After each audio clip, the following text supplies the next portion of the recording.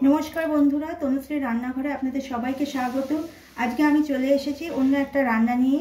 आज के आमी तैरी करब कुल और टमेटो दिए अन्य रकम एकटा चाटनी। चलुन देखे निई এই टमेटो कुलेर चाटनी आमी किभाबे तैरी करी। टमेटो और कुलेर चाटनी करार जन्य आमी एखाने निये नियेछि 250 ग्राम टमेटो, 100 ग्राम कुल। कुलटाके आमी धुए परिष्कार करे फाटिए रेखे दिएछि और टमेटोटाकेও धुए केटे रेखे दिएछि।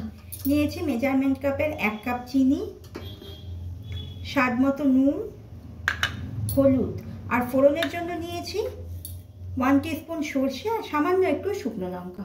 চলুন দেখে নিই আমি রান্নাটা কিভাবে করছি। প্রথমেই আমি গ্যাসে একটা কড়াই বসিয়ে দিয়েছি। কড়াইটা আমার গরম হয়েই রয়েছে।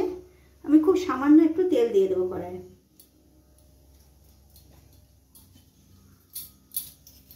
তেলটা একটু তেতে গেলে আমি এর মধ্যে ফোড়নটা দিয়ে দেব।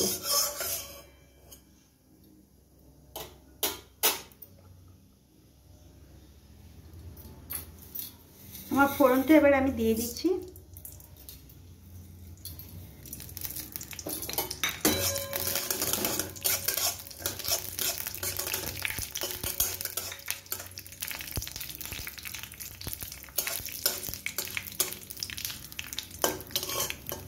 সরষেগুলো ভাজা ভাজা হয়ে গেছে। এবার আমি এর মধ্যে টমেটোটা দিয়ে দিচ্ছি।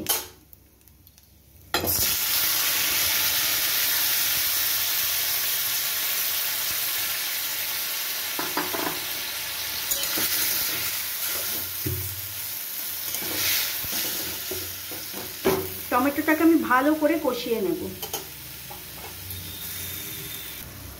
দেখুন টমেটোটা থেকে জল বেরোতে শুরু করেছে। আমি এই পর্যায়ে এর মধ্যে নুন আর হলুদটা দিয়ে দেব।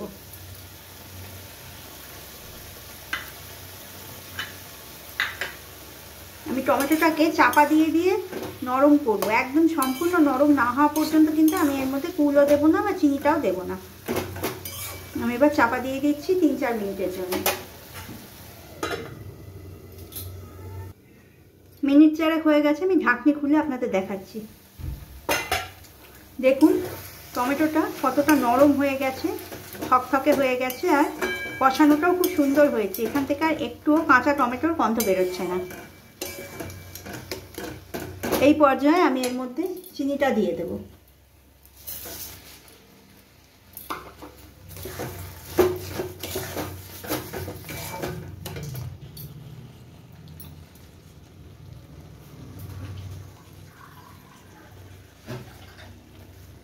আর হাফ কাপ মতো জল দিয়ে দিলাম।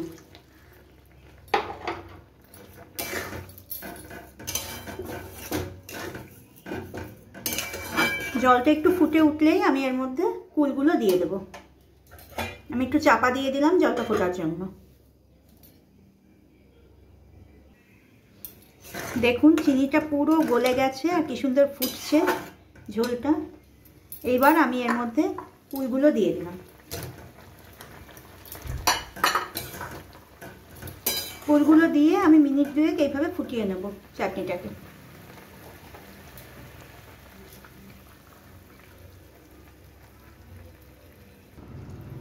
কুলগুলো দিয়ে আমার মিনিট 2 ফোটানো হয়ে গেছে। দেখুন কুলগুলো কত বড় বড় হয়ে গেছে। আমার চাটনি হয়েই গেছে। আমি গ্যাসের ফ্লেম অফ করে দিচ্ছি। আমি এবার এটাকে সার্ভিং বলে ঢেলে নেব। তৈরি হয়ে গেল আমার টমেটো কুলের চাটনি। এইভাবে আপনারাও একবার কুল আর টমেটো দিয়ে চাটনি করে দেখবেন।